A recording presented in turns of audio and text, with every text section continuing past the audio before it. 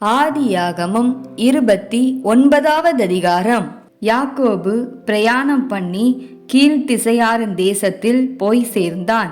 அங்கே வயல்வெளியிலே ஒரு கிணற்றையும் அதன் அருகே மடக்கி இருக்கிற 3 ஆட்டு மந்தைகளையும் கண்டான். அந்த கிணற்றிலே மந்தைகளுக்கு தண்ணீர் காட்டுவார்கள். அந்த கிணற்றின் வாய் ஒரு பெரிய கல்லினால் அடைக்கப்பட்டிருந்தது. அவ்விடத்தில் மந்தைகள் எல்லாம் சேர்ந்த பின் கிணற்றின் வாயில் இருக்கும் கல்லை மேய்ப்பர் புரட்டி ஆடுகளுக்கு தண்ணீர் காட்டி மறுபடியும் கல்லை முன்னிருந்தபடி கிணற்றின் வாயில் வைப்பார்கள். யாக்கோபு அவர்களை பார்த்து, சகோதரரே, நீங்கள் எவ்விடத்தார் என்றான். அவர்கள், நாங்கள் ஆரான் ஊரார் என்றார்கள். அப்பொழுது அவன், நாகோரின் குமாரனாகிய லாபானை அறிவீர்களா என்று கேட்டான். அறிவோம் என்றார்கள். அவன் சுகமாய் இருக்கிறானா என்று விசாரித்தான்.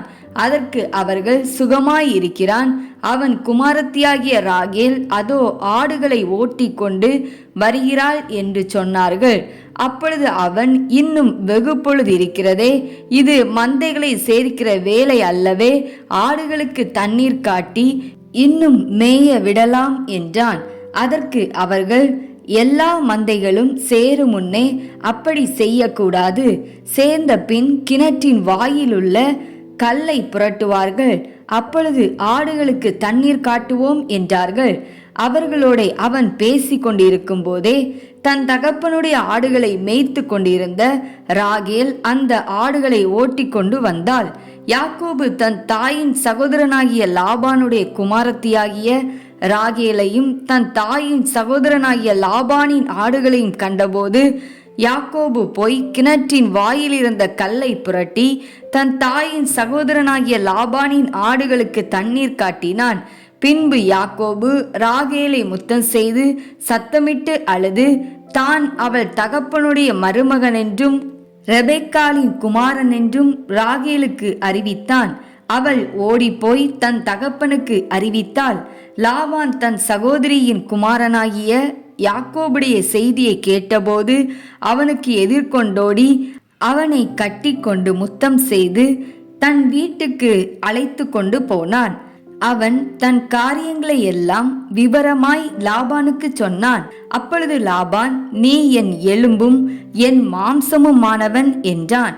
1 மாதம் வரைக்கும் யாக்கோபு அவனிடத்தில் தங்கினான். பின்பு லாபான் யாக்கோபை நோக்கி, நீ என் மருமகனாய் இருப்பதினால் சும்மா எனக்கு வேலை செய்யலாமா? சம்பளம் எவ்வளவு கேட்கிறாய் சொல் என்றான். லாபானுக்கு 2 குமாரத்திகள் இருந்தார்கள். மூத்தவள் பேர் லேயாள், இளையவள் பேர் ராகேல். லேயாளுடைய கண்கள் கூச்ச பார்வையாய் இருந்தது. ராகேலோ ரூபவதியும் பார்வைக்கு அழகானவளுமாய் இருந்தாள்.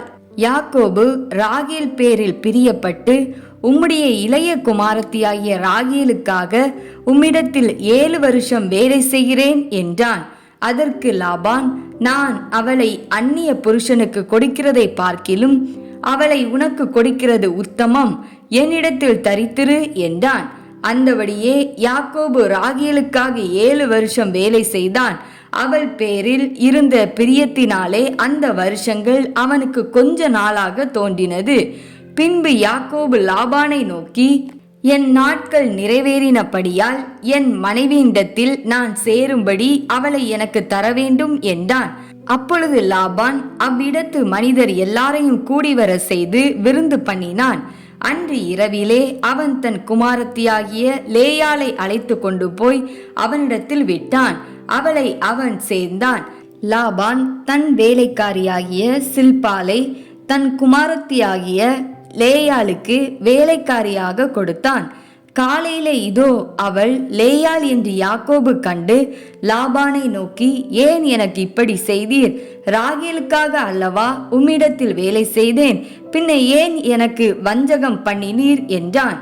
அதற்கு லாபான், மூத்தவள் இருக்க இளையவளை கொடுப்பது இவ்விடத்து வழக்கமல்ல.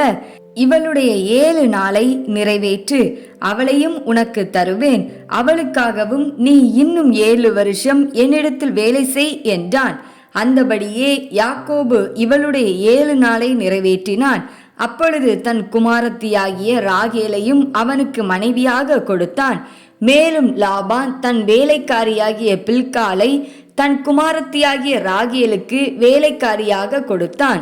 யாக்கோபு ராகேலையும் சேர்ந்தான். லேயாளை பார்க்கிலும் ராகேலை அவன் அதிகமாய் நேசித்து பின்னும் 7 வருஷம் அவனிடத்தில் சேவித்தான். லேயாள் அற்பமாய் எண்ணப்பட்டாள் என்று கர்த்தர் கண்டு அவள் கற்பந்தரிக்கும்படி செய்தார். ராகேலோ மலடியாயிருந்தாள். லேயாள் கர்ப்பவதியாகி ஒரு குமாரனை பெற்று கர்த்தர் என் சிறுமையை பார்த்தருளினார், இப்பொழுது என் புருஷன் என்னை நேசிப்பார் என்று சொல்லி அவனுக்கு ரூபன் என்று பெயரிட்டாள். மறுபடியும் அவள் கர்ப்பவதியாகி ஒரு குமாரனை பெற்று நான் அற்பமாய் எண்ணப்பட்டதை கர்த்தர் கேட்டருளி இவனையும் எனக்கு தந்தார் என்று சொல்லி அவனுக்கு சிமியோன் என்று பெயரிட்டாள். பின்னும் அவள் கர்ப்பவதியாகி ஒரு குமாரனை பெற்று என் புருஷனுக்கு 3 குமாரரை பெற்றபடியால் அவர் இப்பொழுது என்னோடே சேர்ந்திருப்பார் என்று சொல்லி அவனுக்கு லேவி என்று பெயரிட்டாள். மறுபடியும் அவள் கர்ப்பவதியாகி ஒரு குமாரனை பெற்று இப்பொழுது கர்த்தரை துதிப்பேன் என்று சொல்லி அவனுக்கு யூதா என்று பெயரிட்டாள். பிற்பாடு அவளுக்கு பிள்ளை பெயர் நின்று போயிற்று.